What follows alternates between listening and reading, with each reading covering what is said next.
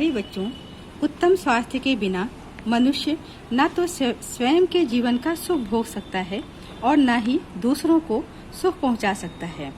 अस्वस्थ व्यक्ति से इस प्रकार की आशा करना ही व्यर्थ है। जब शरीर स्वस्थ होगा तो मन भी स्वस्थ होगा, क्योंकि स्वस्थ शरीर में ही स्वस्थ मन निवास करता है। बच्चों, आज हम लोग स्वास्थ्य रक्षा विज्ञान विषय का अध्ययन करेंगे। स्वास्थ्य का अर्थ केवल रोगों से विमुक्ति ही नहीं, अपितु उत्तमोत्तम स्वास्थ्य के लिए लक्ष्य की ओर संकेत है। व्यक्ति के स्वास्थ्य का स्तर जितना ही ऊंचा होगा, उसके शारीरिक अंग उतनी ही क्षमता एवं तत्परता से कार्य कर सकेंगे। एक रोग मुक्त व्यक्ति में अगर क्रियाशीलता, उमंग तथा कुछ कर सकने के उत्साह में कमी है तो उसे स्वस्थ नहीं कहा जा सकता। स्वास्थ्य मनुष्य की अमूल्य निधि होती है। वास्तव में स्वस्थ शरीर में ही किसी भी कार्य को उत्साह और प्रसन्नता से करने की शक्ति होती है। जब व्यक्ति शारीरिक रूप से पूर्णतः स्वस्थ होता है, तभी वह किसी कार्य को उत्साह पूर्वक कर पाता है और अपने जीवन में सफलता को प्राप्त करता है। तो आवश्यक होता है कि व्यक्ति को स्वास्थ्य के बारे में पूरी जानकारी हो, स्वास्थ्य शिक्षा के महत्व के बारे में पूरी जानकारी हो और स्वस्थ कैसे रहा जाए, इस बात की पूरी जानकारी हो। तो आज हम लोग जानेंगे कि स्वास्थ्य रक्षा विज्ञान है क्या और स्वास्थ्य हमारे लिए क्यों आवश्यक है। स्वास्थ्य का अर्थ क्या होता है? वास्तव में स्वास्थ्य का अगर हम इंग्लिश में बोले तो इसे हाइजीन कहा जाता है। हाइजीन यूनानी शब्द हाइजिया का रूपांतरण है। हाइजिया का अर्थ होता है स्वास्थ्य की देवी। यही से स्वास्थ्य शब्द की उत्पत्ति हुई है। स्वास्थ्य का अर्थ सिर्फ यह नहीं है कि हम निरोग होंगे, अपितु स्वास्थ्य का अर्थ है शारीरिक रूप से स्वस्थ होना, मानसिक रूप से स्वस्थ होना और संवेगों पर पूर्ण नियंत्रण। जब हम इस समस्त प्रकार से स्वस्थ होते हैं, यानी हमारे शरीर में कोई रोग नहीं होता है, हम अपने इमोशन पर, अपने संवेगों पर पूरा नियंत्रण रख पाते हैं और हम किसी भी बात को सोच समझ के सही तरीके से प्रस्तुत कर पाते हैं। हम प्रसन्न रहते हैं और हम किसी भी काम को उत्साह पूर्वक कर पाते हैं। तब कहा जा सकता है कि हम पूर्णतः स्वस्थ हैं। स्वास्थ्य को हम परिभाषित कैसे करें? तो स्वास्थ्य को परिभाषित करने के लिए विश्व स्वास्थ्य संगठन और कैम्ब्रिज डिक्शनरी के द्वारा हम इसे परिभाषित कर सकते हैं। विश्व स्वास्थ्य संगठन के अनुसार स्वास्थ्य रोग या निर्बलता का मात्र अभाव नहीं, वरन शारीरिक, मानसिक और सामाजिक कल्याण में पूर्ण आस्था है, ऐसा विश्व स्वास्थ्य संगठन कहता है। इसके अलावा स्वस्थ शरीर, मन अथवा आत्मा में स्वस्थता एवं निरोगता की अवस्था ही विशेषतः शारीरिक रोग और पीड़ा के अभाव की अवस्था को ही स्वास्थ्य कहते हैं। यह कैम्ब्रिज डिक्शनरी के अनुसार है। कैम्ब्रिज डिक्शनरी के अनुसार कि कोई व्यक्ति जिसका शरीर, मन और आत्मा निरोग हो और साथ ही साथ उसके अंदर किसी प्रकार की पीड़ा की अवस्था न हो, तो उसे स्वस्थ कहा जाएगा। अतः कह सकते हैं कि स्वास्थ्य जीवन का वह गुण है जो व्यक्ति को अधिक समय तक जीवित रहने और सर्वोत्तम सेवा करने के योग्य बनाता है। बच्चों, यह भी जानना आवश्यक है कि स्वास्थ्य रक्षा कैसे की जाए। हम क्या प्रयास करें जिससे कि हमारा स्वास्थ्य बना रहे और हम आगे भी सुरक्षित रहें, स्वस्थ रहें। तो स्वास्थ्य रक्षा के लिए कुछ नियम हमें बनाने होते हैं, कुछ कार्य हमें सही समय पर करना होता है, जिससे कि हमारा शरीर पूर्णतः स्वस्थ रहता है। तो इसमें सबसे पहला है निद्रा व विश्राम। सही समय पर हमें सही टाइमिंग तक, यानी कुछ देर तक जितनी आवश्यक हो उतनी निद्रा लेनी चाहिए। हम जितना मानसिक रूप से कार्य करते हैं, उस मानसिक कार्य की थकान को उतारने के लिए हमें पूर्ण निद्रा लेनी चाहिए। तो निद्रा आवश्यक है, साथ ही साथ विश्राम भी। निद्रा और विश्राम को हम जोड़ नहीं सकते हैं कि हमने इतनी देर तक निद्रा ली है तो विश्राम तो हो ही गया है। निद्रा वह 6 घंटे तक की कम से कम और अधिक से अधिक 8 घंटे तक की निद्रा अनिवार्य होती है। इसके बाद भी हमें थोड़ी थोड़ी देर पर समय समय पर जितना कार्य करते हैं उस क्रियाशीलता की प्रतिपक्ष में हमें विश्राम भी करना होता है। हमारी ऐच्छिक मांसपेशियां थकती हैं और वह विश्राम चाहती हैं, तो आवश्यक होता है कि हम पूर्ण विश्राम लें। जब हम किसी कार्य को ज्यादा तेजी से करते हैं, ज्यादा करते हैं, तो हम ज्यादा थकते हैं, तो हमें उस समय ज्यादा विश्राम की आवश्यकता होती है। विश्राम का अर्थ यह नहीं है कि कहीं पर पड़ गए। विश्राम का अर्थ यह भी होता है कि हम थोड़ी देर के लिए बैठ गए, थोड़ी देर के लिए लेट गए, या किसी कार्य को करते समय हम थोड़ी देर के लिए बैठ करके टीवी देख रहे हैं, या हम थक गए हैं तो थोड़ा पेपर पढ़ रहे हैं, इसे भी हम विश्राम कह सकते हैं। विश्राम के लिए आवश्यक नहीं होता है कि आंख बंद करके ही लेट जाएं। विश्राम जिस प्रकार का परिश्रम हमने किया है, जिन मांसपेशियों को हमने थकाया है, उन्हीं मांसपेशियों के लिए विश्राम आवश्यक होता है। तो उतना ही विश्राम, वैसा ही विश्राम जिससे कि वह मांसपेशियां आराम महसूस कर सकें। दूसरा है हमारा नियमित शौच। जरूरी होता है कि हम शरीर से अपशिष्ट पदार्थों का निष्कासन भी करें। जो कुछ भी पाचन क्रिया के फलस्वरूप हमारे आहार नाल या हमारे मलाशय में एकत्रित हुआ है, उसका भी निश्चित समय पर शरीर से निष्कासन अनिवार्य होता है। अगर शौच नियमित समय पर न की जाए तो तरह तरह के रोग शरीर में पनपने लग जाते हैं। गैस्ट्राइटिस तो तुरंत ही हो जाता है और आंतों में संक्रमण होने की भी संभावना रहती है। तो अति अनिवार्य होता है कि नियमित समय पर शौच की जाए, जिससे कि समस्त जितने भी हमारे अपशिष्ट पदार्थ हैं उनका शरीर से निष्कासन हो पाए। तो यह भी आवश्यक होता है कि शौच नियमित समय पर ली जाए। असमय नहीं, जब सो करके उठे 8 बजे, कभी 9 बजे, कभी 10 बजे या कभी 12 बजे, जब मन हुआ शौच चले जा रहे हैं। अगर ऐसा है तो मान के रखना है कि शरीर को रोगी होना ही है। तो शरीर रोगी अवस्था से बचा रहे, इसके लिए जरूरी है कि नियमित समय पर प्रतिदिन शौच जाया जाए। फिर है दांतों की सफाई। अपने दांत को निश्चित समय तक ब्रशिंग करना, जिससे कि सारे के सारे दांत पूर्णतः साफ हो जाएं, कोई गंदगी दांतों में रह ना जाए। इसके लिए हम दातून का या किसी भी प्रकार के टूथपेस्ट का सहारा ले सकते हैं। ब्रश की सहायता से दांतों की ब्रशिंग की जाती है। मसूड़े को भी रगड़ के साफ करना चाहिए, जिससे कि मसूड़े में रक्त परिचालन होता है और मसूड़ा भी स्वस्थ रहता है। तो मसूड़े में भी रगड़ करके साफ करना चाहिए। जिह्वा को भी साफ करना चाहिए, जिससे कि जिह्वा पर अगर कोई परत जमी है तो वह निकल जाए। तो इस तरह से पूरे मुंह की सफाई, दांतों की सफाई से तात्पर्य सिर्फ इतना नहीं है कि ब्रशिंग कर लिया, जल्दी जल्दी बात खत्म हो गई। नहीं, ब्रशिंग करना, मसूड़ों को भी रगड़ना, जिह्वा को भी साफ करना। तो यह भी नियमित समय पर प्रतिदिन 2 बार आवश्यक होता है। एक बार सो करके उठने के बाद सुबह, और एक बार रात को सोते समय। जब हम रात को सोते समय भी दांतों में ब्रश कर लेते हैं तो हमारे दांतों में किसी भी प्रकार की गंदगी नहीं रहने पाती और हमारे दांत काफी लंबे समय तक स्वस्थ रहते हैं। तो अनिवार्य होता है कि दांतों की सही तरीके से सफाई की जाए। व्यायाम अति आवश्यक होता है, शरीर का व्यायाम करना। जब हम व्यायाम करते हैं तो हमारे शरीर में रक्त परिचालन तीव्र गति से होता है और हमारे शरीर में कोई भी गंदगी स्थिर नहीं रहने पाती। जितना भी हम कार्य करते हैं उतने कार्य को करने के बाद भी हमें नियमित रूप से व्यायाम की आवश्यकता होती है। जितना ही हम व्यायाम करते हैं उतना ही हमारे शरीर की गंदगी साफ होती है, उतना ही रक्त परिचालन होता है और हम कह सकते हैं कि उतनी ही तीव्रता से हमारे हीमोग्लोबिन ऑक्सीजन से संयुक्त होते हैं और उस ऑक्सीजन को हमारी कोशिकाओं तक पहुंचाते हैं।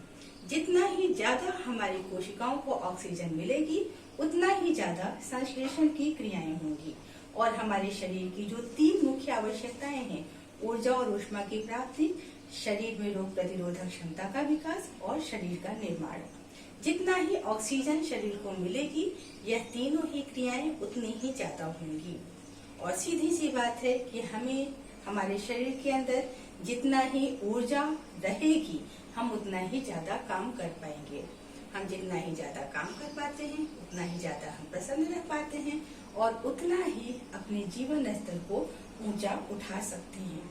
कि हम सही समय पर डॉक्टर से हम सलाह भी ले सकते हैं। अगर हमें कोई रोग है, अगर हमें कोई समस्या है, अगर हम किसी विशेष अवस्था से गुजर रहे हैं, तो इसके लिए हम डॉक्टर से सलाह लेकर के व्यायाम कर सकते हैं।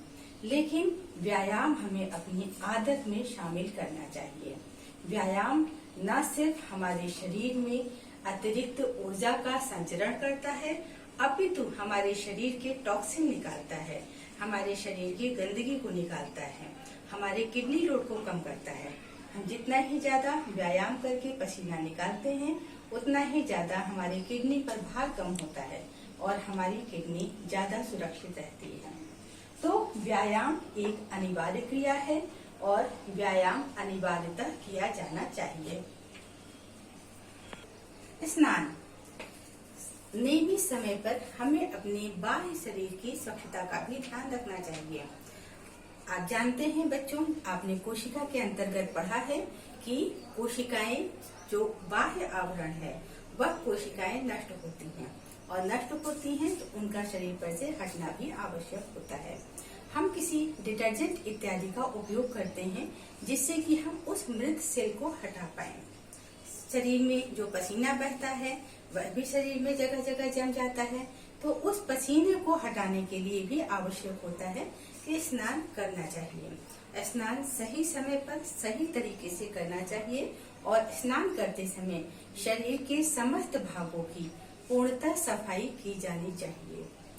तो जब हम सही तरीके से स्नान करते हैं, पूर्णतः स्वच्छ हो जाते हैं और मन माफिक अच्छे कपड़े पहनते हैं, साफ सुथरे कपड़े पहनते हैं, तो स्वयं को अच्छा महसूस करते हैं।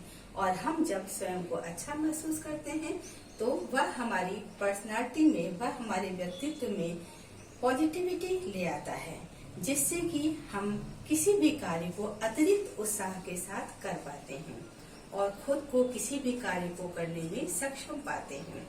तो स्नान भी एक आवश्यक क्रिया होती है शरीर से गंदगी हटाने में, हमें निरोग रखने में, हमें स्वस्थ रखने में, हमें स्वच्छ और प्रसन्न महसूस कराने के लिए स्नान आवश्यक होता है। फिर है समय पर भोजन। भोजन सिर्फ समय पर नहीं लेना चाहिए, अपितु भोजन संतुलित लेना चाहिए। जो भोजन की विशेषताएं हैं, खाद्य पदार्थ जो हम खाते हैं, वह सिर्फ इसलिए नहीं खाते हैं कि उसे खाना हमें अच्छा लगता है, वह हम इसलिए भी खाते हैं जिससे कि हमारे शरीर की आवश्यकताएं पूर्ण हों। तो जो भी खाना हम खाते हैं, जो भोजन है, भोजन कैसा होना चाहिए बच्चों? भोजन सुंदर दिखना चाहिए, भोजन में आवश्यक सुगंध होनी चाहिए, भोजन गर्म होना चाहिए, भोजन स्वास्थ्य के अनुकूल होना चाहिए और भोजन हमारी पौष्टिक आवश्यकताओं को पूरा करने वाला होना चाहिए। तो इन समस्त विशेषताओं से युक्त भोजन हमें लेना होता है, जिससे कि हमारे शरीर की आवश्यकताएं पूरी हों। बच्चों, आप जानते हैं, हमने अभी आपको बताया है कि हमारे शरीर की मुख्य 3 आवश्यकताएं हैं: ऊर्जा और ऊष्मा की प्राप्ति, रोग प्रतिरोधक क्षमता का निर्माण और शरीर में टूट फूट की मरम्मत। तो यह तीनों ही मुख्य आवश्यकताओं के लिए हमें संतुलित, स्वच्छ, सुगंधित भोजन लेना चाहिए। भोजन का समय भी नियमित होना चाहिए। ये नहीं कि कभी भी भोजन खा ले रहे हैं, नहीं। भोजन थोड़ा नाश्ता सुबह सही समय पर, उसके बाद दोपहर का खाना सही समय पर और पूर्णतः संतुलित। शाम को थोड़ा बहुत स्नैक्स लिया जा सकता है और उसके साथ शरबत या ठंडा कुछ, और रात को भोजन। तो आवश्यक होता है कि भोजन सही समय पर लिया जाए। स्वास्थ्य शिक्षा का महत्व क्या है?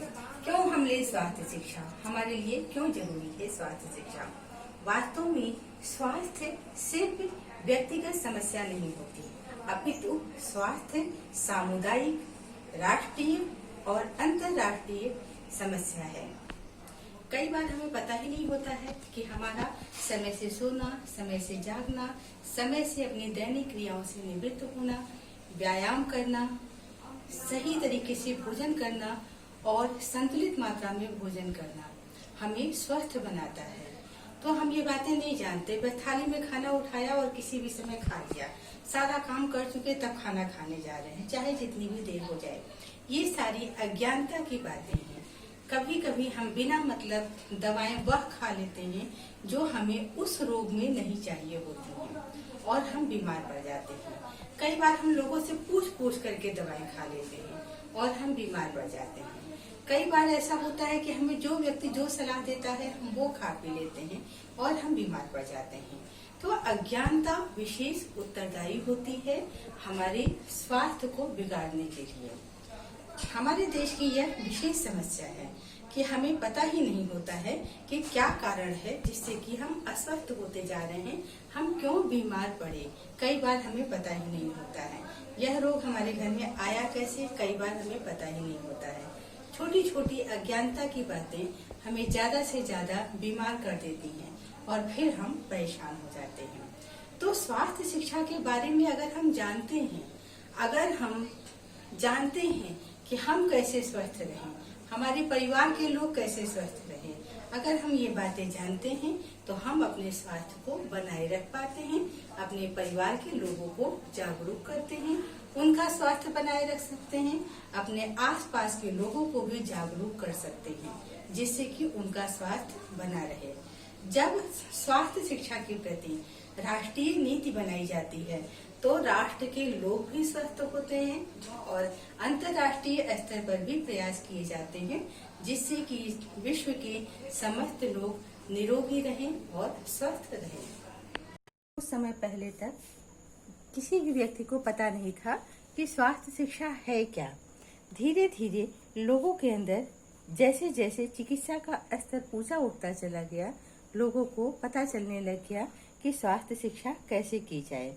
लोगों का ध्यान इस ओर गया और लोगों ने इस ओर आगे बढ़ना शुरू किया।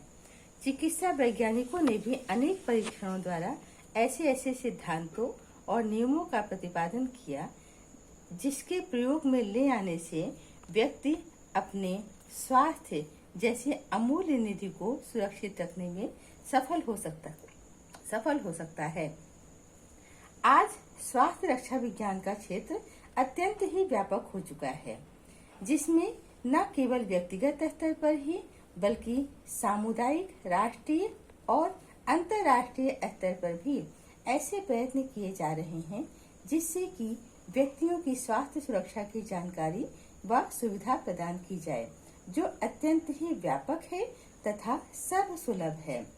तो कहा जा सकता है कि स्वास्थ्य सुरक्षा का क्षेत्र अत्यंत व्यापक है।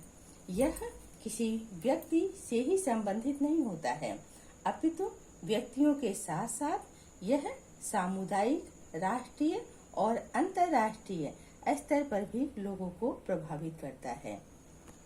स्वास्थ्य रक्षा विज्ञान वास्तव में अत्यंत व्यापक शब्द है, हम इसे सीमित नहीं कर सकते हैं। यह सर्वमान्य सभी लोगों के लिए अधिग्रह होना चाहिए। जहाँ तक जितने भी लोग इससे लाभान्वित हो सकें, ज्यादा अच्छा होगा। स्वास्थ्य रक्षा के बारे में जानकारी अगर राष्ट्र के समस्त नागरिकों को हो जाए तो ज्यादातर लोग अपनी स्वास्थ्य रक्षा के प्रति सचेत होंगे, जिससे कि वह अपना स्वास्थ्य बनाए रख सकेंगे।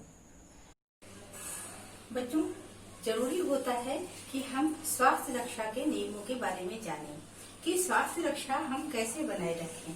तो इसके लिए स्वास्थ्य रक्षा के कुछ नियम होते हैं जिनका हमें अनिवार्यतः पालन करना चाहिए। हमें ध्यान रखना चाहिए कि इन नियमों का पालन करके हम पूर्णतः स्वस्थ रह सकते हैं। तो इसके लिए जो पहला नियम है स्वास्थ्य रक्षा का, वह है नियमित व्यायाम करना। जैसा कि पहले भी आपको समझाया गया है कि हमें प्रतिदिन नियमित व्यायाम करना चाहिए। अगर कोई शारीरिक विशेषता है, अगर कोई शारीरिक समस्या है, तो हमें डॉक्टर की सलाह लेना चाहिए और उसके अनुरूप व्यायाम करना चाहिए। व्यायाम हमारे शरीर से अपशिष्ट पदार्थों का निष्कासन करता है, हमारे शरीर के अंदर जमी हुई गंदगी को बाहर निकालता है और रक्त परिवहन तेज करता है, जिससे कि हमारे शरीर की समस्त क्रियाएं ज्यादा तेजी से, ज्यादा स्वच्छता से होने लग जाती हैं। हमारे शरीर में रक्त परिसंचरण तंत्र में जगह जगह रक्त बिंदु होते हैं। जब हम व्यायाम करते हैं तो रक्त बिंदुओं का उपयोग ही यही है कि वहाँ पर रक्त अपशिष्ट पदार्थों को छोड़ते चलता है, जिन्हें धमनियों में उपस्थित हमारे श्वेत रक्तकण आकर के नष्ट करते चलते हैं। जब हम व्यायाम करते हैं तो रक्त परिसंचरण तेज होता है और जगह जगह उपस्थित गंदगी रक्त के साथ बाहर निकलती रहती है और निर्दिष्ट स्थानों पर पहुंच करके शरीर से बाहर निकल जाती है। तो व्यायाम अनिवार्य होता है।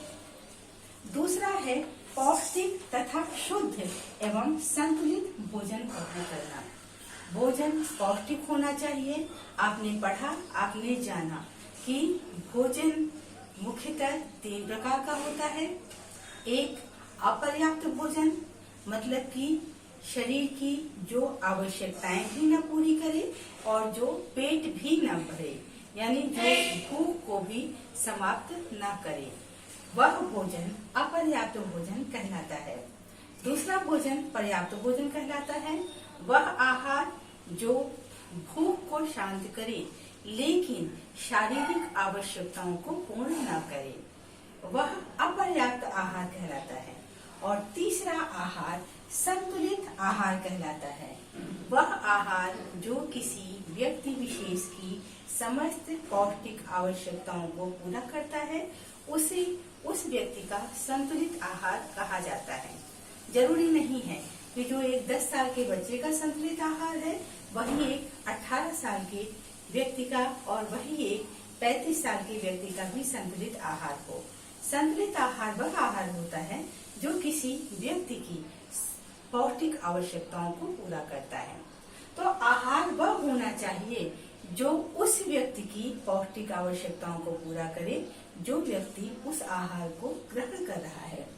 तो पौष्टिक, शुद्ध यानी साफ सुथरा, गर्म और संतुलित भोजन ग्रहण करना चाहिए। तीसरा है शुद्ध वायु और जल का सेवन करना। जल में किसी प्रकार की गंदगी न हो और वायु प्रदूषित न हो, तो शुद्ध वायु और शुद्ध जल का सेवन करना चाहिए। अधिक मिर्च मसाले वाले भोज्य पदार्थों का त्याग करना। अधिक मिर्च मसाले युक्त भोजन हमारी आंतों में कुप्रभाव डालते हैं, हमारे शरीर को रोगी बनाते हैं। तो अधिक मिर्च मसाले वाले भोजन नहीं करना चाहिए, अपितु साधारण भोजन को हमें लेना चाहिए। मादक पदार्थों का सेवन से बचना। मादक पदार्थ हमारे न्यूरॉन्स को क्षतिग्रस्त करते हैं, न्यूरॉन्स को साइलेंट कर देते हैं, जिससे कि हमें अतिरिक्त थकावट होने लग जाती है। तो कोई भी मादक पदार्थ हमें ग्रहण नहीं करना चाहिए। मादक पदार्थ हमारी समस्त संवेगों को समस्या में ले आ देते हैं, हमारे अंदर सोचने समझने की क्षमता नहीं रह जाती है। तो किसी भी प्रकार के मादक पदार्थों का सेवन हमें नहीं करना चाहिए, तभी हम स्वस्थ रह पाएंगे। अवस्था के अनुसार हमें शारीरिक परिश्रम करना चाहिए। अपनी अवस्था को ध्यान में रखते हुए हमें हमेशा थोड़ा बहुत श्रम तो करना ही चाहिए। अगर हम यह सोचते हैं कि हम बिल्कुल भी परिश्रम नहीं कर पाएंगे, तो हम रोगों को आमंत्रित करते हैं। तो अवस्था के अनुसार हमें श्रम करना चाहिए, पर्याप्त नींद तथा पर्याप्त विश्राम करना चाहिए। निद्रा, हम जितना भी परिश्रम करते हैं उसके अनुरूप हमें निद्रा लेनी चाहिए और हम जितना भी परिश्रम करते हैं, हमारी ऐच्छिक मांसपेशियां थक जाती हैं, उनके लिए हमें विश्राम अनिवार्य होता है। तो इस तरह से पर्याप्त निद्रा तथा विश्राम हमें करना चाहिए, जिससे कि हम शरीर को पुनः तरोताजा करें और नए तरीके से काम करने के लिए उत्साह के साथ हम तत्पर हो जाएं। सदैव प्रसन्न रहना चाहिए। हमें स्वास्थ्य के लिए आवश्यक होता है कि हमेशा हम प्रसन्न रहें, सकारात्मक सोच से परिपूर्ण रहें। कभी भी हमारे अंदर नकारात्मकता के प्रभाव नहीं आना चाहिए। हम जितना ही सकारात्मक होते हैं, जितना ही हम किसी चीज के प्रति, किसी दृष्टिकोण के प्रति सकारात्मक होते हैं, उतना ही ज्यादा हम सहज रहते हैं और प्रसन्न रहते हैं। समाज में बहुत सारी समस्याएं हैं, व्यक्ति के घरों में बहुत सारी समस्याएं हैं, हमारे शरीर में भी कुछ समस्याएं हैं। अगर हम समस्त समस्याओं को सोच सोच करके खुद को परेशान करते रहें और दुखी होते रहें, तो हम कतई स्वस्थ नहीं रहेंगे। तो स्वास्थ्य के लिए जरूरी होता है कि हम प्रसन्न रहें हमेशा, और शारीरिक स्वच्छता पर भी हमेशा ध्यान देना चाहिए। यानी कि हमें समय पर स्नान करना चाहिए और अपने पूरे शरीर को साफ सुथरा रखना चाहिए, साफ सुथरे वस्त्र पहनने चाहिए। अच्छी आदतें डालना। अच्छी आदतें क्या है? अच्छी आदतें समय पर सोना, समय पर उठना, समय पर अपनी दैनिक क्रियाओं से निवृत्त होना, समय पर भोजन करना, लोगों के साथ अच्छा व्यवहार करना, किसी भी कार्य को करने के लिए अपने अंदर उत्साह को जागृत करना, ये सब अच्छी आदतें होती हैं। तो हमें हमेशा अपने अंदर अच्छी आदतें डालनी चाहिए। तो बच्चों, ये थी स्वास्थ्य शिक्षा से संबंधित समस्त जानकारियाँ। जब हम स्वास्थ्य शिक्षा के बारे में जानते हैं, तो हम स्वास्थ्य के बारे में जानते हैं, फिर हम स्वास्थ्य के महत्व के बारे में जानते हैं, फिर हम स्वयं को भी स्वस्थ रखते हैं और अपने आसपास के लोगों को भी जागरूक करते हैं कि वह भी स्वस्थ रहें। इस प्रकार से हम एक स्वस्थ समाज का निर्माण करते हैं, जो कि उन्नति की ओर अग्रसर होता है। ठीक है बच्चों, धन्यवाद।